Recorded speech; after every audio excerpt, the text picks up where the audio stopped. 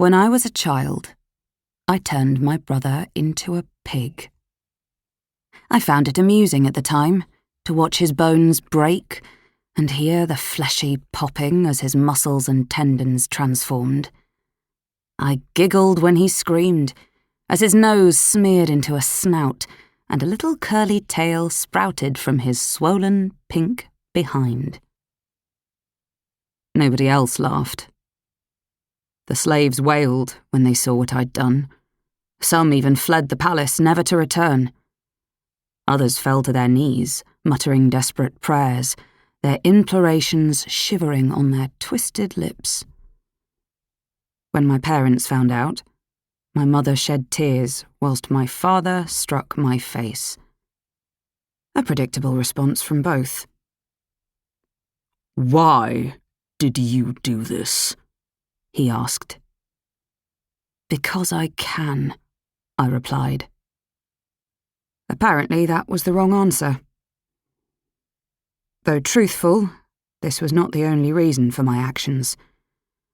Absyrtus was cruel. He tormented my little sister and me, and though I can endure his nastiness, Chalciope is made of softer matter. A harsh word can cut her like a blade, embedding itself beneath her skin and taking root there. She is not built to withstand cruelty. She is like fresh snow, pure and delicate, letting the tiniest speck of dirt stain her, whilst I am the frozen ground beneath, hard, unyielding. So I transformed Absyrtus into a swine because he acted like one. I believed in a fair sentence, and I've always believed in punishment. My father made sure of that.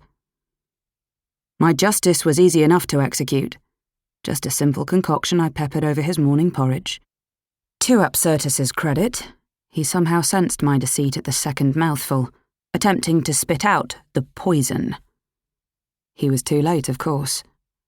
My magic had sunk its teeth into him the moment it passed his. Nobody else saw the justice in my actions because, to them, Absyrtus's behaviour was not something to be corrected. He was just being a boy, and apparently that meant it was in his nature to be cruel. Though that justification has never made sense to me. After the incident, my father locked me in my chamber, placing 2 guards on watch outside. At first I found it quite amusing that my father, Aeetes, the formidable king of Colchis, was afraid of his little, quiet Medea. It was not until later that I discovered this absence of freedom was far from entertaining. When night fell that day, my father came to my room and told me to undo the spell. I do not know how. It was the truth, but he beat me like a liar, like I had a secret inside me he was trying to crack from my body. I can still remember the sound of his breathing, those heavy, uneven gasps as he swung his arm back, ready for another blow. They were the same kind of ragged breaths I could hear shuddering through the walls when he was alone with my mother. Unlike my mother, I never cried when my father hurt me. I think he found this irritating, which is probably why he did it so often. But I've always found tears to be entirely useless. I told this to Chalciope once, when she was sobbing over a dead bird we'd found in the courtyard. She stared at me with wet, sparkling eyes.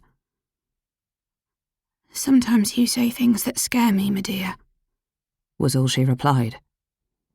"Everything scares you," I said, poking the bird's lifeless body with a stick and prizing open its wound. Chalciope screamed for me to stop, but I ignored her and dug the stick in deeper. I wanted to see what was inside.